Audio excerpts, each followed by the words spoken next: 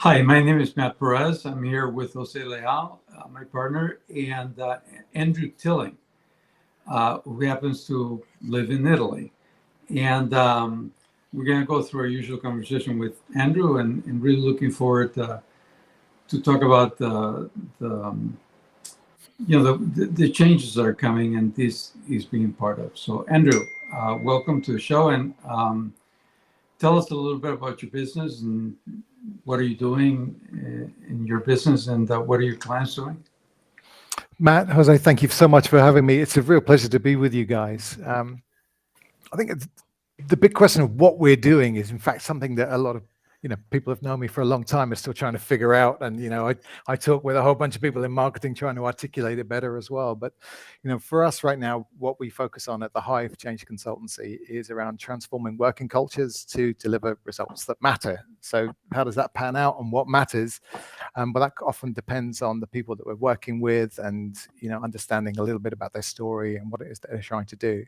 But essentially, for me, it's about trying to create a workplace where it doesn't matter what role you have, doesn't matter, in fact, what industry you're in, what business you're in, what role, everything that you do is somehow making a positive impact for future generations. I think it's really important to frame it in that way. It's good to make a positive impact. That's great. But if we are discounting future impacts in the decisions that we make, so for instance, it's like, yeah, great, we can transfer all this energy over here and build this wonderful infrastructure, and that's going to help all these people in these ways. But then we're taking away from future comfort of future generations of indeed the planet. Then that's a big future cost that we're discounting. So trying to factor in that very long-term view into day-to-day decision making can in fact be quite challenging, particularly when you're under pressure to deliver on quarterly results or hit that number. So often when we go in and work with a client and we're trying to create these positive performance and indeed increase profit, and a lot of our work with sales teams really does help in those kinds of ways. But it's this big question around why are we here, and why does what we do matter? And if we can kind of get our head into that, it becomes so much easier to get that kind of decision making where people instinctively know what a good choice is. And we're talking right down on the front line. And it seems kind of sensible. It seems to make sense. I mean, a lot of military organizations are all about kind of decentralizing that decision making and trying to bring it to the front line. And I know that you guys are all over this idea of kind of that co-decision making across the organization.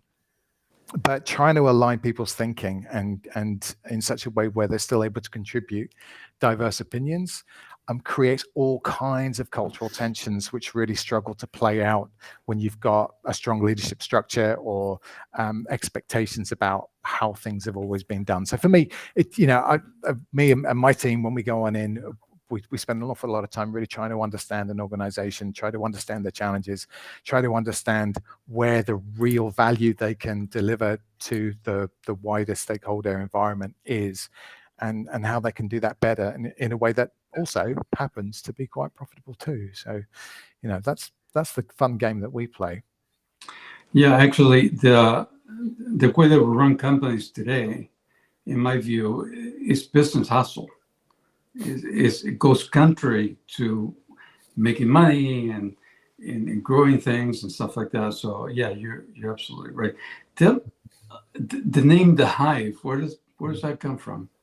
Well, really kind of working together better. I mean, we've got this kind of sign off, if you like, around collective intelligence. It's like that really everything we do kind of boils down to that. And a lot of people kind of think, well, hang on, isn't that groupthink? That's really dangerous. Well, yes, but what about group mind? And if you can bring in diversity of thinking and a freedom to challenge people's thinking, if you actually look at a beehive and you try to figure out, for instance, if they're going to swarm somewhere else, they do this wonderful behavior of kind of butting heads. It's like they've flown around. They think there's a good place to go and do a new hive over there or a new nest. And what they'll do is they'll come together and start butting heads in different directions until they kind of convince each other that actually, all right, then by we've reached a consensus, we're going to go in that direction, and they'll take the new queen, and woof, they're off, but it's a decision-making process. It's not Yes, it is. of individuals, so we love that idea about bringing in diversity and challenging each other's thinking and bringing that into what we do. But for me, the biggest problem that I found when I started working in the corporate world, and I didn't always do that. I grew up in a very kind of social enterprise environment where my parents were running projects for benefiting the community. My mother's was all around theatre, so I got very much involved with performing arts, and I ended up being a professional actor running a youth theatre for the first kind of 7 years of my professional life, and worked on all these different projects and did lots of work with kids who are at risk of falling into crime and all that kind of stuff, and loved all that work. Had a bit of a crisis of I don't know, belief in the industry. It just didn't resonate with me. I wanted to do something different, so I traveled for a bit, had a good look at the world, and kind of came back and had my first professional job was working with fundraising for all kinds of different organizations like Friends of the Earth and Greenpeace and Amnesty International and all these incredible organizations. Learned a lot about their stories and about human rights and the challenges that we're facing as a world. But with all these amazing people, super smart, very passionate, couldn't seem to get anything done. Yes. Right? I mean, in this theater environment, it was like, look, you're under high pressure. There's no budget. You've got these talents of varying skills, and we've still got a job to do, and we need to get it done by this deadline, and we find a way to do it. Feast or famine, we find a way. But suddenly within this professional, structured environment, all these people that I assumed were super smart, super intelligent, knew all these wonderful things and ways to operate that were a bit alien to me. I just felt that the more I stayed there, the less effective I got. And it was like, something's wrong here, So I really did kind of bake my noodle on it, and I did manage to lead a bit of a culture change with some, extraordinary people working in this organization, and we doubled results. We raised 27 million pounds, almost 35,000, I guess, dollars in that 1 year worth of donations that were long-term donations. And I thought, I kind of came away from that and I thought, right, there's a consultancy here. There's something about collaboration. There's something about working together and thinking together better.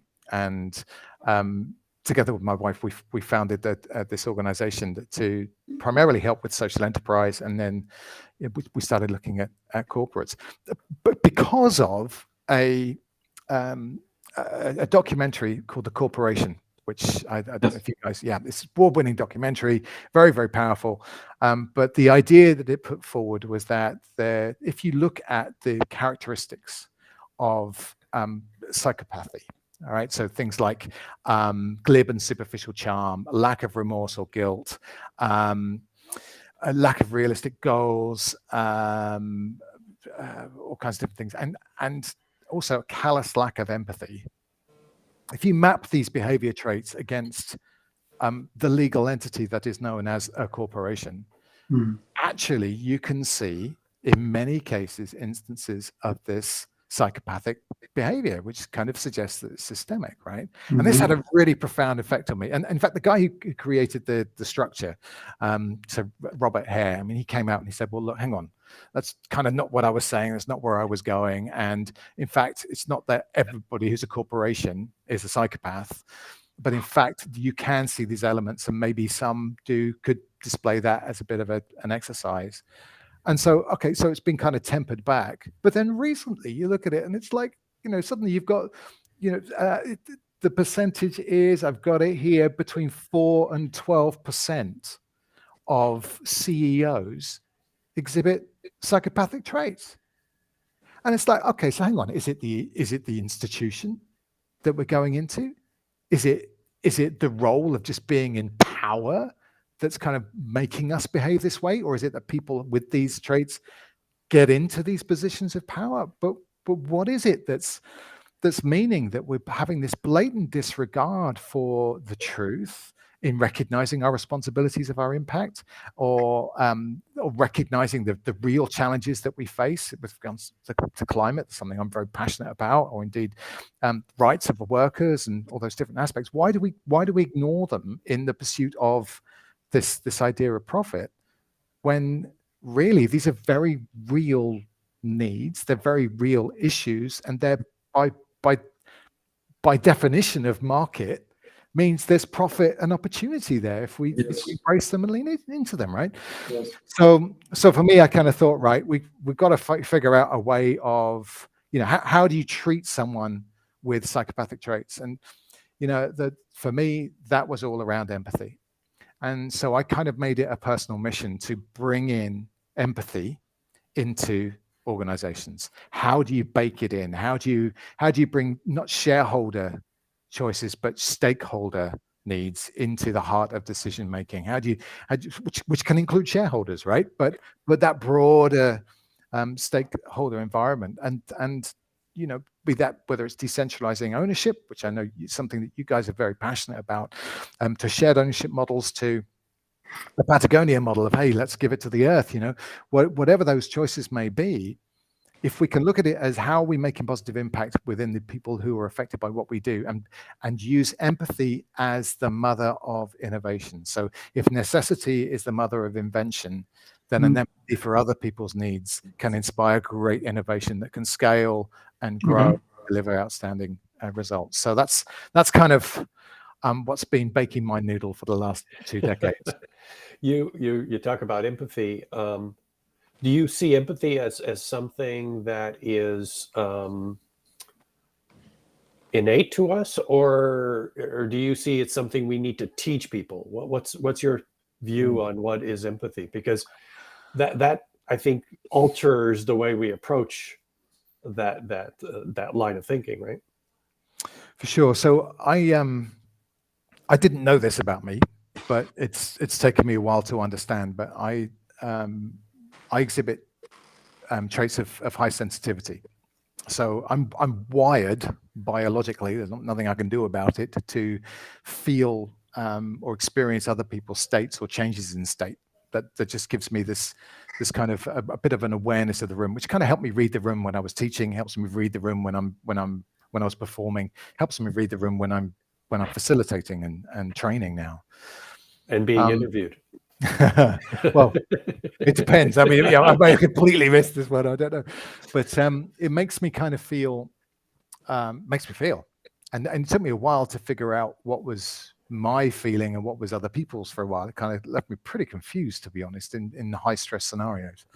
But over the years, I kind of learned to realize that, okay, there's differing states in the room. There's people are responding to different situations differently, or to the same situation differently. And by understanding that and factoring that in, I can make better decisions as a leader. So in an environment where we are agreeing to work together and collaborate towards working towards a goal, if I can just build in a communication point that says, do you know what? I don't feel comfortable with what it is that you've just said, or that brings up some fear in me, or do you know what? I'm worried about that, or I'm really excited about that, and this sounds like the best idea ever. But if we can voice those things without fear of repercussions, because I think fear and blame is a big kind of part of the problem, right? Yes. Then we can really start getting better information about how our different choices are going to impact people. And what that helps us to do is identify a bit about what's important to people. And we can name that, and we've got good words for that around values, in our culture, by identifying different values and conflicting values of different stakeholders within our environment. And by factoring those into our decision making, we can start allowing ourselves to be influenced by more than the guiding tenets of our organization, or indeed our role. And when I came on to speak with you guys, it was around this idea of our leaders, as leaders, should we be letting go of control, right? Because it's a terrifying thing to let go and suddenly have people that we, in some cases, we're not even connected with. You know, we've got people in between us and them, and they're out on the front line, and they are, you know, interacting with our customers. And you know, if I haven't got control over them as a leader, then surely I'm somehow putting myself at risk or failure. And I saw it really play out during the pandemic when some clients that we work with, out of sheer necessity or need or concern, adopted the command and control structure from something that had been quite loose before. And it was often cases very effective for the first wave, because everybody recognized there was this big, and everyone kind of suspended their need to be autonomous, to contribute in a different way in the spirit of the cause. Suspended disbelief. Exactly that, right? And then we move into this idea of, all right, then, well, second wave, well, come on, guys, we're going to keep on controlling because we've got to do it, you know? And then you get this kind of like, oh, all right. And then third wave, it's like, do you know what? I'm done. I'm absolutely done. So, and for my experience, what that's seen is that we suddenly got this big pushback that said, if this carries on, if you keep this culture in place, I'm out and I'm looking for somewhere where I can be more fulfilled, where I can be contributing and own that contribution.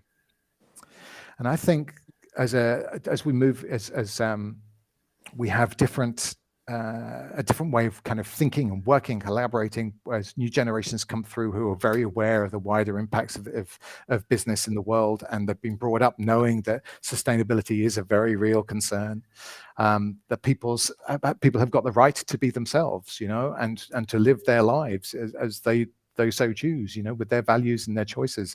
You know, as we start recognizing these things and we start bringing them into an organization, people aren't just going to accept a cultural reality or accept. Andrew, I want to take it back because you were describing the current situation, and you said if we can only get these people to lose control and to be more empathic and stuff like that, but the system, the overall system that they live in, and the reason they made it to CEO or whatever it is based on competition. The system is based on that, what do you call it, psychopathic behavior. Yeah. Because who wins when all the brutes get on the field is the guy who's the bigger brute, right? The guy with the biggest stick kills everybody else and he ends up on top. So in a sense, by having them be empathic and stuff like that, things may work better below that position, but things with the board will not work as well, because the answers when they say, how come we're not making this and we're not doing that, or we're not making the margin or whatever it is, the answer is not going to make sense to them if it comes from empathy and it comes from, you know, making people feel good, making people feel more playful, which is part of innovation. So, and that's one of the big challenges in making the transition, right? People who want to make the change, but they can't because they live in a system where they can't afford to make the change. What do you say to that? About three different things, so bear with me while I try to unpack them. Number one, I mean, culturally, I think that empathy is extraordinarily powerful in a sales environment. You build that into the culture of your organization. If you understand and can understand at a very deep level the challenges of your customer, then you are able to provide, not even just provide the new solutions or innovate, but tailor the way that you communicate the value that you are selling to that customer. I agree. And so that they can, so it resonates with them, and they are more likely to adopt it and apply those solutions, and they get so much more benefit and value out of it as a result. So and they become more loyal customers, to use the right word, in the sense that, you know, they know they're understood by you, and so in the sales environment it makes perfect sense. Try to explain that to a traditional sales people, and it doesn't play. It doesn't go very far. not without a sales culture transformation program, which has been something we've Yes. been building out with, Yeah. with Drive, because people don't get it. They want the short-term win because they've been conditioned to get the short-term wins. Right. And trying to break that down and kind of look more long tail, it doesn't mean that you can't build in short-term wins, but it's about trying to understand how they're part of a bigger program, trying to build those deeper connections. And to be honest, salespeople who go with that focus of just get the short-term win are effectively order taking. It's about connecting people with something that they want and then finalizing the deal, which will be automated if it's not already within the next 2 to 3 years. Right. Unless you are making that human connection, really you're doing yourself out of a job. But I do think that there's great profitability in bringing empathy and understanding to your stakeholder environment and building stronger and more effective joint ventures and partnerships as a result. So I think there's a lot of profit there. So that's kind of number one. Number two, you mentioned playfulness.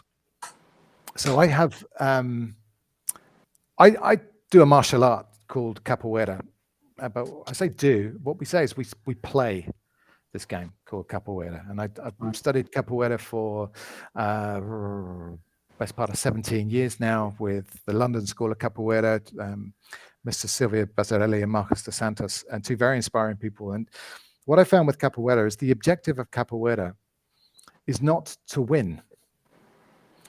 You go into the roda where the game takes place and you play and you have an exchange with your partner. It's often non-contact, but you do make it very clear that you could make contact, or indeed, it's non-contact if you don't get out of the way, basically. But if you, when you play that game, you've got masters who have played for decades playing with people who have played for months. Mm-hmm. And yet somehow there is this exchange. And what's really special is that both learn. Because the objective of the game is to have a good game. Yes. Now, I've used that to help train negotiation for years.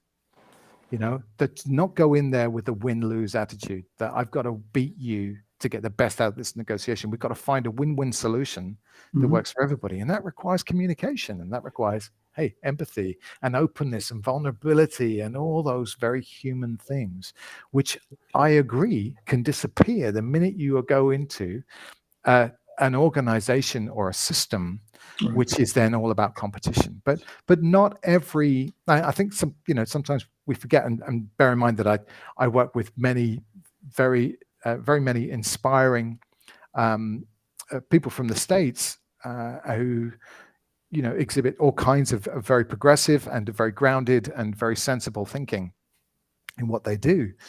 But the classic United States model of sports is that win-lose, and you bring that also into business. I'm captain in my team, therefore I will promote you in this organization because clearly you are a good leader. Well, not always, right? Right. There's other forms of games, and there's other forms of play, and there's other forms of creativity, and there's other forms of exploration and experimentation. But there's only one form of organizing that's systemic right now, right? And that, what we call fiat, is a system of not only do we compete, my organization against your organization, my market share against your market share, or everybody else's market share, but we as individuals against each other, our departments against each other's departments, and my role against your role. And I mean, we climb the corporate ladder. It's literally by pulling someone else's feet out from underneath them to get up the corporate ladder. There is no other way to climb the corporate ladder unless you're either pulling somebody off the ladder or you're climbing over their back. So that system is what we're talking about. Is that, I know we're kind of being a little direct here, but does that feel right to you? Well, it's Margaret Hefferman's Super Chicken's TED Talk, isn't it? That if you go through with this Super Chicken model, which is recruiting to your team only the highly driven overachievers, then it ends up being counterproductive because there's a hyper competitive in the group dynamic, as you've expressed. And I think that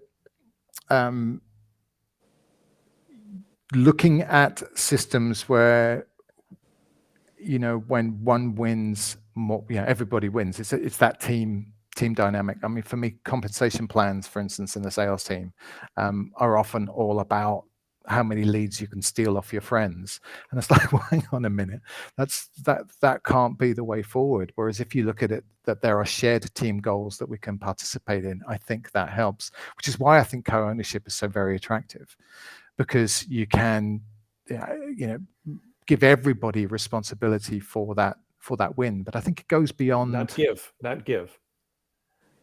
That's part of our mentality, is we say, we give this thing to someone else. Which suggests I own it in the first place, right? Right. Which I love. And I think it kind of plays into this idea of, the impact that I want to create and help in the world. I know that I can't deliver that impact on my own. No. It would be narcissistic to suggest that it would, and a serious case of white savior syndrome, right? So how do we deal with that? And for me, that means that I have to empower other people to go and we have deliver to empower each other. And that's the trick. We need to empower each other, right? Because you empowering others will only work if they can empower you. Where the exchange comes in. Exactly. Which is where I learned from playing a junior member of the capoeira team, as well as I learned from playing a master. Yes. There is an exchange that takes place. That's it. Yeah. It's a beautiful dynamic. I read, I think this morning, that they put caps on people to track their brain activity, and there were students and teachers, and the teacher would have a short lecture, and people learned the most.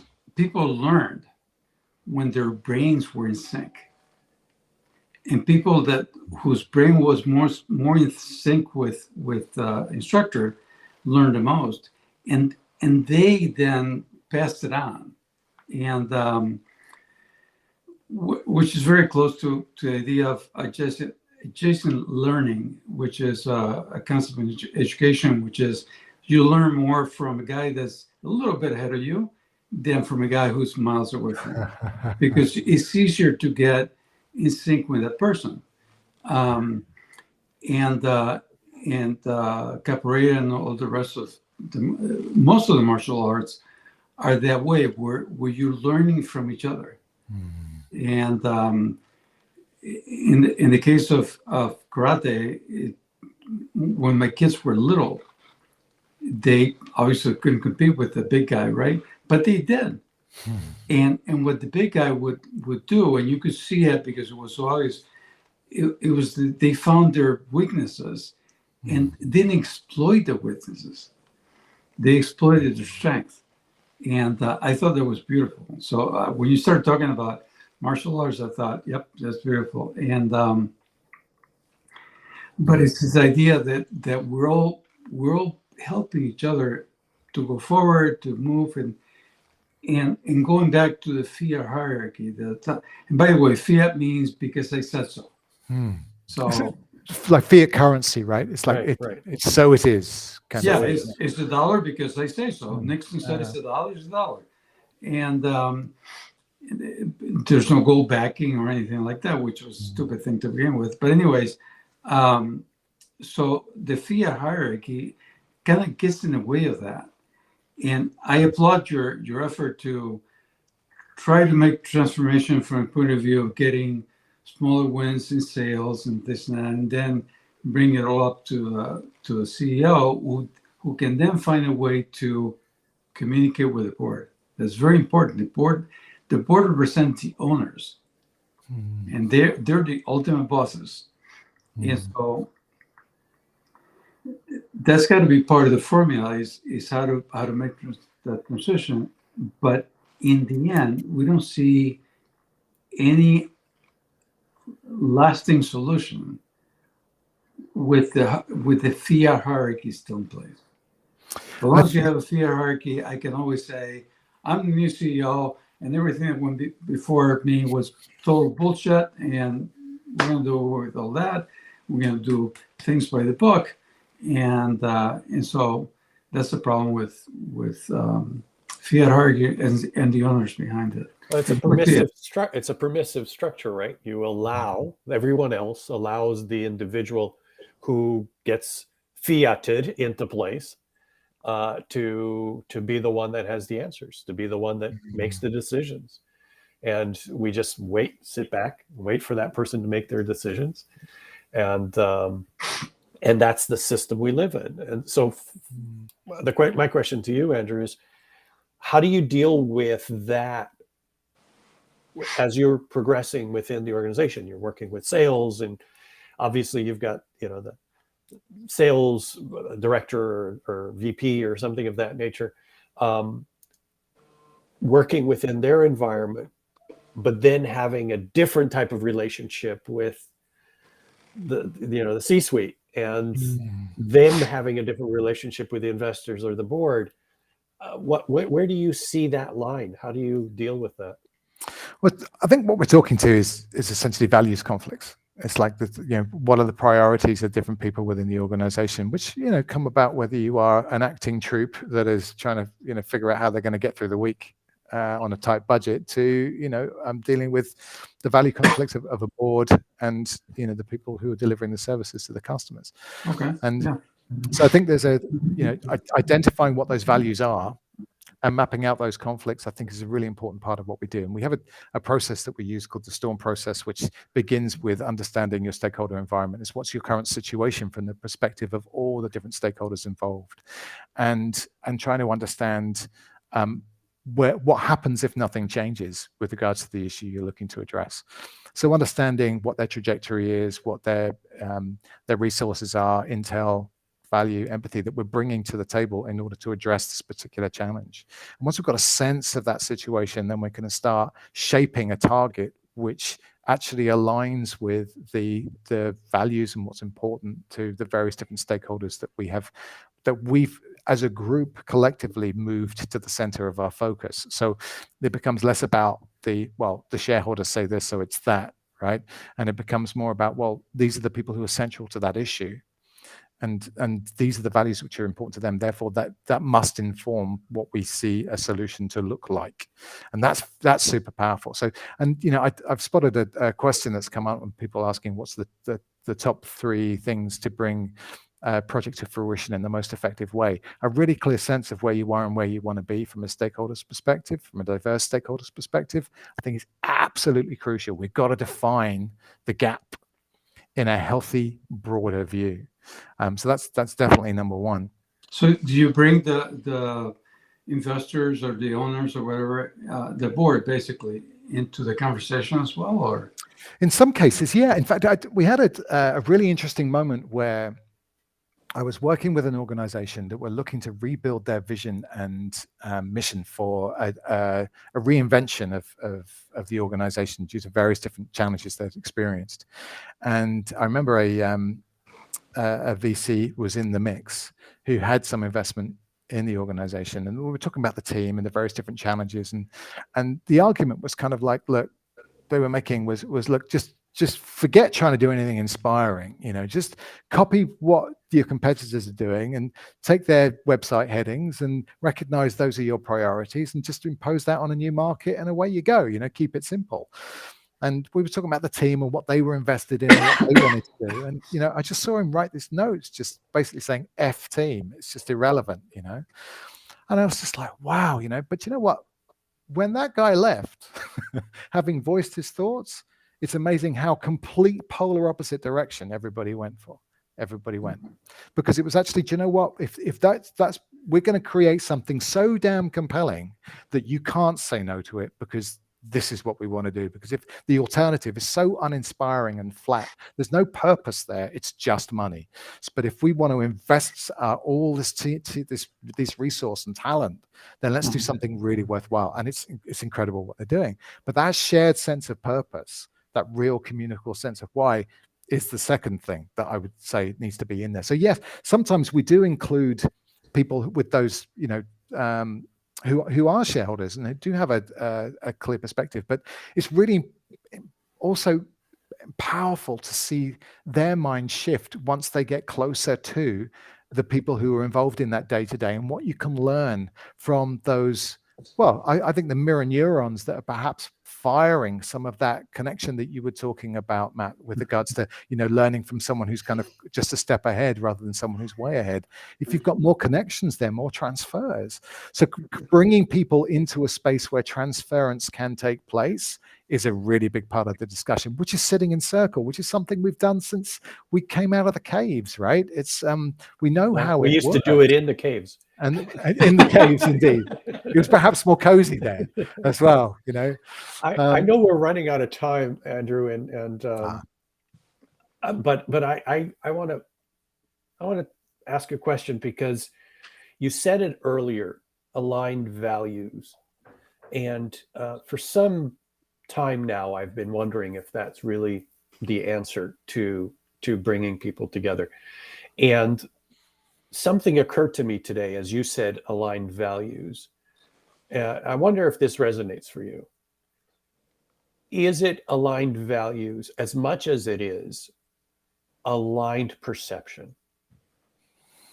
Is it that we are bringing to ourselves this approach of what do we see together that then brings about this resonance of where we are? And we talk more about what we see. We see the impact. We see the people for what they are. We see the empathy with which we are connecting with people.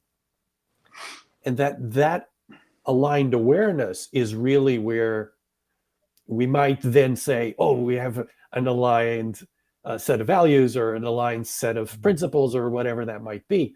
Does that resonate for you? I've never had this thought, but it was your words that spurred that in my mind today. So a couple of things on that. Yes, it really does. For me, the target setting, if you like, of where it is that we want to go, we use 4 Ps, which is the first of all, purpose, why we're here. The second is the parameters. So in other words, those values that inform the parameters that we are going to be creative within. And so therefore those values also sometimes in conflict, because that creates beautiful creative tension, right? Then inform that perception, which is the third P. So I love that you use those words, right? And that perception, it goes deeper than just vision. It's what we see, hear, feel, got a sense of what we're articulating in our own mind, as we bring this vision about. And then once we've kind of gone deep there and everybody's contributing to that, what we then do is we create a pinpoint moment, something which proves to us that everything that we're trying to achieve has taken place. Now, we then articulate that, pin that, really get that kind of sense of where we are and where we want to be. But here's the crucial thing. For leaders, we then let go of the how. It's about asking people who have now bought into that journey. Tell us the story. Let's celebrate every evidence that we can find that suggests that you're capable of doing it, that it's happening, that change is happening, that positive impact is taking place, that we're moving along, that our situation has moved. Always about doing everything you can to lend whatever influence you have, because it is by doing that you see all that influence and impact and profit, be that through financial or indeed sense of accomplishment, land in that team that you are working with. And it's that shared experience that you've played your role in, that they have delivered with you. And that shared experience for me is the true definition of what a company is. Yeah, I love when Matt and I were writing the book. Oh, I got it on the wrong side. The book. One of the things that you talk about different values and conflict. One of the things that we conflicted on was our view of using the word company or not, or companies. And Matt pointed out that he loves companies because it means it comes from breaking bread together. Right. Compound. Yeah. Right. And so we've lost that. Right. But coming back around to that, where we are breaking bread together and not I'm an employee of this fiat system that I need to obey in order to be able to have my bread. It's a very different way of thinking about what a company is, right? Breaking bread together means that we share the bread, not that the bread that I take home is based on whether I'm permitted to or not. And that's, I think, the work that you're doing is making that difference, right? Yes. I certainly hope so, or rather, I certainly hope that somehow I can contribute to helping the leaders and the facilitators and my team do that. It's their impact, it's their vision. I've in many ways kind of said, hey, look, this is how I think we can work together. What can we do with that? And that vision and that goal that I articulated earlier on, that's come from my team, my team. Yes, It's come from the team. Yeah. And we've baked in things into the legal structure, like we the decisions that we make are made for the benefit of the stakeholders involved in the impact, so that's in there. That gives me a little bit more of a sense of reassurance that how we start this little organization and as we grow it out, it's going to be able to keep some of those principles in mind. But I want to really credit you guys, because I remember reading the 15 commitments of conscious leadership, which was the most difficult and yet easy to understand book I've ever read. It's like difficult because it really challenged me.